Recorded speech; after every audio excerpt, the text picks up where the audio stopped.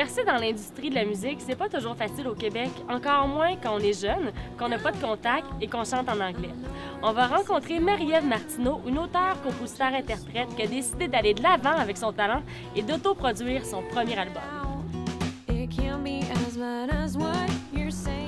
Marie-Ève, t'as l'air toute jeune, mais pourtant, ça fait quoi, près de 15 ans que tu joues de la musique. Ça a commencé comment, cette passion-là?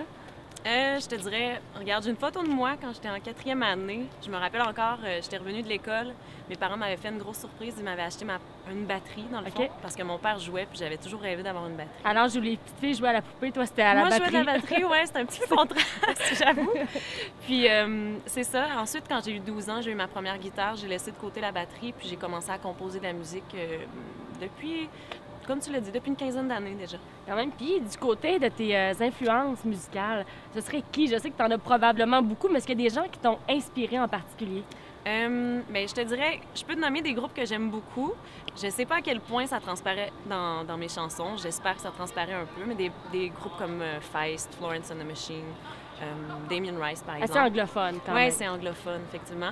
Mais je sais qu'il y a un groupe qui m'a influencé beaucoup quand j'étais à l'adolescence, c'est les Smashing Pumpkins, que tu connais, j'imagine. J'étais ado, probablement, à la même époque. Oui, exact. Puis c'est ça, bien ça, je trouve que ça transparaît quand même un peu dans mes chansons. Côté mélodie, côté mélancolie aussi. Ça a une grande influence sur le style que je fais. Quoique moi, ma musique, c'est plutôt folk acoustique. Marie-Ève, on parlait d'inspiration musicale anglophone. Donc là, j'ai pas le choix de te poser la question que tu vas te faire poser souvent dans ta carrière. Why in English? Ouais, je sais. Je suis québécoise, je compose en anglais. Je te dirais que j'ai toujours fait ça. J'ai toujours composé en anglais. À la base, je pense que c'est parce que mon père vient d'une famille anglophone, puis que ma sœur et moi, on était les seuls à être francophones, non bilingues, finalement, de la famille.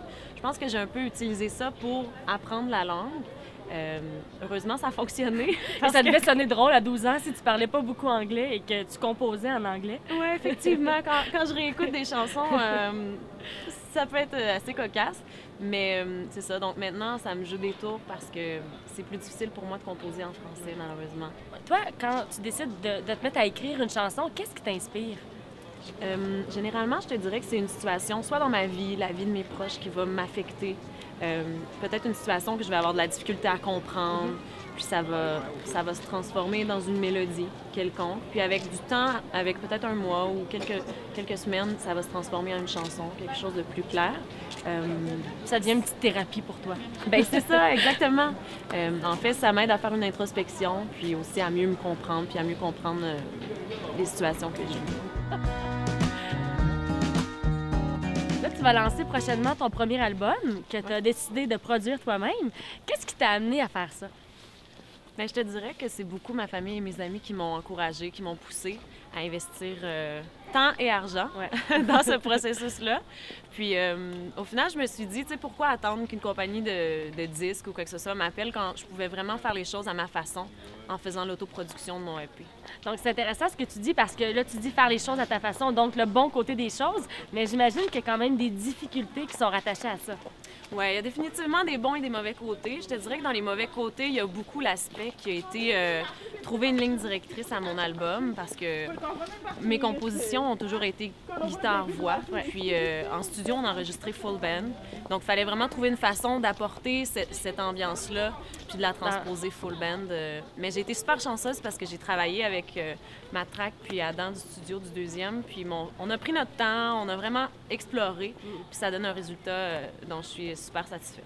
On a très hâte d'entendre ça. Donc, pour encourager Marie-Ève, vous pouvez acheter ses chansons sur iTunes ou tout simplement visiter son site internet marièvemartineau.com. Merci beaucoup. Merci à toi.